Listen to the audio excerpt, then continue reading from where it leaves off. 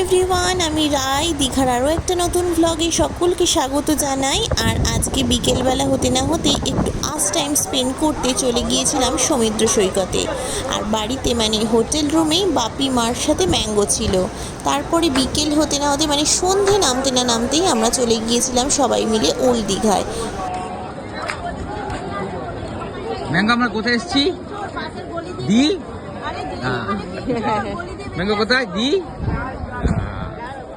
প্রচণ্ড হাওয়া দিচ্ছিল, সেই জন্য ওকে একদম ফুল স্লিভ জামা কাপড় পরিয়েছি, টুপি পরিয়ে একদম রেডি করে নিয়ে বেরিয়েছি। আর হালকা ওর একটু টেম্পারেচার ছিল, তাও ভাবলাম একটু ঘুরিয়ে নিয়ে আসি যদি ওর মনটা একটু ভালো থাকে। যাই হোক, চারিদিকে আলো লোকজন দেখে বেশ আনন্দই পেয়েছিল। যেহেতু এখন শীতের আমেজটা একটু রয়েছে, সেই জন্য দেখো প্রচুর ভিড় হয়েছে। আজকে যেহেতু স্যাটারডে, কালকে সানডে, তো স্যাটারডে সানডে যেহেতু ছুটি, লোকজন তো আসবেই। আর ওই দেখো পিছনে নাতনিকে নিয়ে সব দাদুরা ভালোই এন্টারটেনমেন্ট করছে ওকে।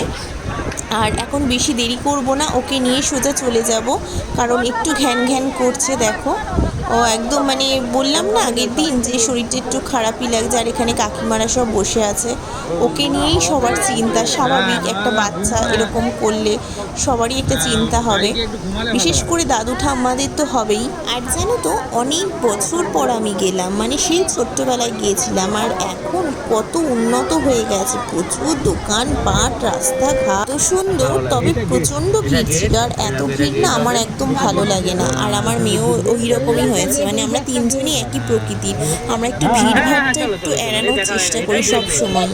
যাই হোক, তারপর ওখান থেকে টোটো করে আমরা চলে এসেছি হোটেলে। কোনো এমন কাণ্ড করছিল যেন মনে হচ্ছে ঘুম পাচ্ছে বা শরীরটা ভালো লাগছে না। আর এই দেখো রুমে এসেও কি করছে।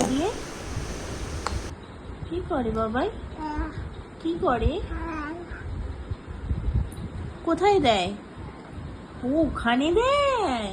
বাবা তুমি সব জানো বাবাই, বাবাই সব জানো ম্যাঙ্গো। আচ্ছা, মাখো মাখো, মুকুতে মাখো। উলি বাবালি, এরকম ভাবে মুকুতে মাখতে হয়? হ্যাঁ বাবাই, এইভাবে মুকুতে মাখতে হয়? আর কি করে? একটু মামাকে মাখিয়ে দাও, এখানে একটু মামাকে মাখিয়ে দাও। নিজেও মাখছে আর আমাকেও মাখিয়ে দিচ্ছে। তো যাই হোক, আজকের ভিডিওটা এই অবধি শেষ করলাম।